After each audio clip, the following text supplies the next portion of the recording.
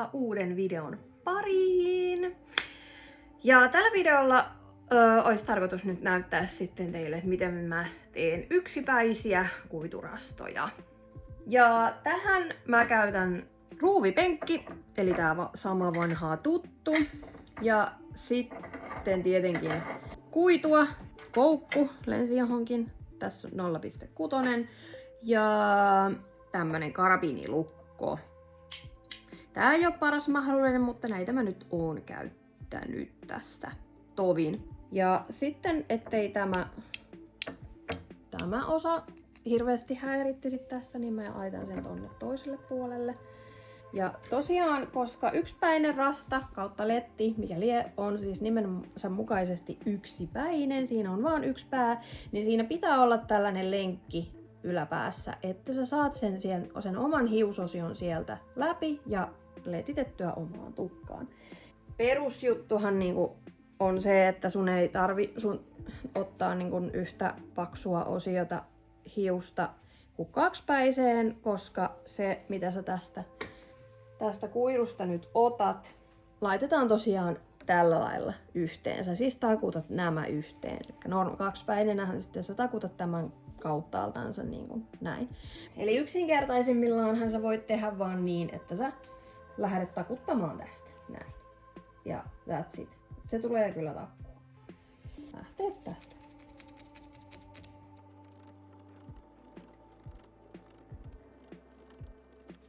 No minä itse en ole tyytyväinen tällaisiin, koska se ensinnäkin se sotkee tämän, sitten se sotkee tämän. Tästä ei tule kauhean nätti. Ja sitten kun otetaanpa se täältä pois. No tämähän jää sitten aika suttuseksi. Ja voin sanoa, että se viimeistely ei tähän oikein auta. Ja sitten kun näitä käyttää paljon, niin sitten tää saattaa mennä vähän, tällaiseksi. Tää on käyttämätön, tää on vaan nyt mä oon vähän kokeillut erilaista tekstuuriasiaa, mutta on se nyt vähän erinäköinen. On helpompi laittaa tukkaan. Uusi kuitu. Voi vähän silotella, ettei tähän jää mitään näin. Ja kuten nyt ehkä olette nähneet, niin mullahan on usein tällainen kierretty tähän. Niin kuin nyt varmasti sen huomasitte ainakin tästä. Et mä oon kiertänyt sitten niin kuin kuituosion tohon ympärille. Mutta se ei pelasta siltä, että tää saattaa mennä sellaiseksi töttöröön ja sitten sun on vaikea niin kuin sieltä saada mennä nätisti läpi ja poimia se oma tukka sieltä. Niin, mulla on sitten sellainen vielä lisäjuttu. Eli mä otan tosiaan tästä osion ja yritän saada sen tolleen mahdollisimman siistin. Eli ihan vaan joku osio tästä näin. Ja tosiaan ensin mä kierrän sen tänne taakse ja ympäri ja sitten uudestaan taakse. Sitten mä otan toisella kädellä kiinni, se on mulla nyt tässä tälleen. Se on kerran kierretty ympäri, se on nyt tässä samassa, mistä se niinku tavallaan lähti. Se on kerran kierretty ja tässä kohtaa mä otan latch hookin ja mä yritän mennä nyt todella siististi niin siitä oikeasta rööristä tänne. Mä poimin tämän kyyttiin. Tää on joskus vähän haasteellista. Ja sitten vedän sen täältä läpi. Näin. Nytten sit on vedetty oikeastaan tollanen niin kuin solmu tavallaan, niin tää ei voi oikein määräänsä enempää tästä niin kuin lähteä haperoitumaan. Se pysyy aina silleen suht nättinä. Sitten mä kierrän tämän 1, 2 tai 3 kertaa. Vähän riippuu. Sitten kiristys. Vedetään tonne noin. Kiinni. Vähän vielä kiristetään, rutistetaan. Ja sitten lähdetään koukuttaa. Mä teen tälleen niin kuin niin kuin normaalistikin. Mutta ihan ensin lähden nytyttämään tuolla sormien välissä. Ja sitten pyyhkäsen. Vien tuonne sisälle, käännän. Sitten taas sormet kääntää. Nytyytän tästä näin. Et se tulee aina vähän eri kohtaan se nytyytys.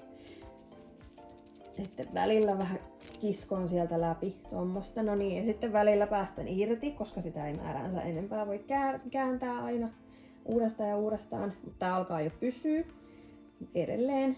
Ja sitten lähden uudestaan.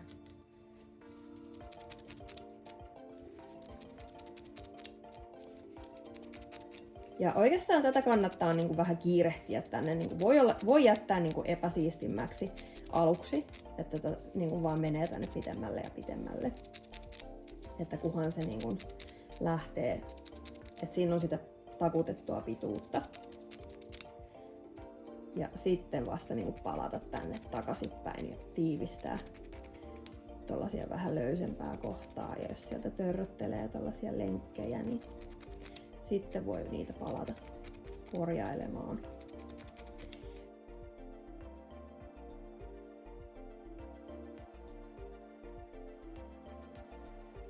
Saattaa olla, että mä koitan ihan yksittäisiäkin tällä, että esimerkiksi tää häiritsee mua nyt.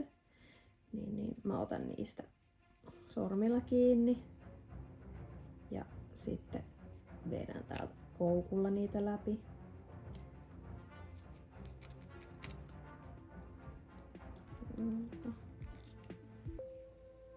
Tää on tällaista jo niin pilkunviilausta, jota ei välttämättä muut tee. Ainakaan en yhdessäkään tutoriaalissa ole kenenkään nähnyt tekevän näin. Mutta siihen on toki ehkä syynsä, että miksi mun tekemät rastat kestää ja kestää ja kestää hyvän näköisenä, kun mä teen ne kerralla kunnolla. Mutta ja sitten se, että toki voisi luulla, että tässä nyt menee ikä ja terveys. Tää on turhaa niin ruveta tuolla lailla niin pilkkua nylkyttämään. Mutta mä oon tehnyt tätä niin paljon, että jos mä nyt tästä vaan tekisin, tää olisi jo valmis, jos mä niin normaalisti, ei olisi mikään kuvaustilanne, niin tää olisi jo valmis. Että ei mulla näissä siis oikeasti kauaa mene, vaikka vois luulla, kun mä näitä oikein niin hinkuttamalla hinkutan ja näytän. Ja selitän samalla, että kun mä normaalisti tosiaan katon sitä Netflixiä tai jotakin Housewivesia tai jotakin samalla, niin näitä vaan tulee. Katsotaanpas nyt sitten, mä otan tämän irti täältä.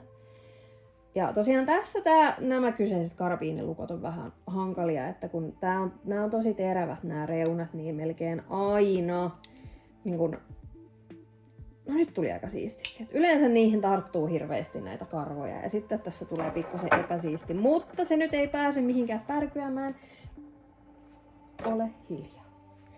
Niin, tähän ei pääse mihinkään pärkyämään, kun siihen on tehty tollanen kunnon niin sanottu aloitussolmu.